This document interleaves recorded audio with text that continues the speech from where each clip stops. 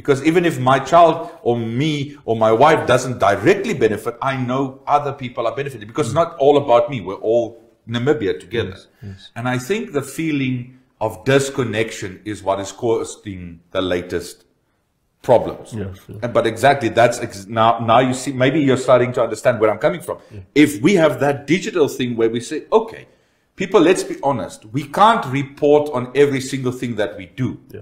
But if there's a digital system and you can go look it up yourself, Yeah. then it's on you if you're not informed. Yeah. Right now it's on us.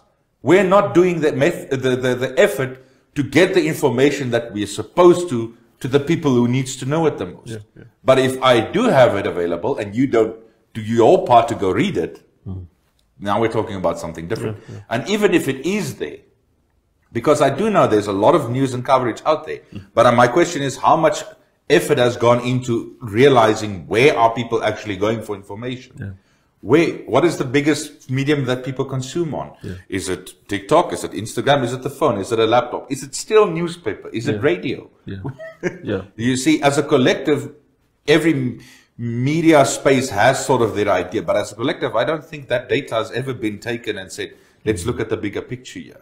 Absolutely. Because, I mean, I haven't bought a newspaper in 10 years. Yeah.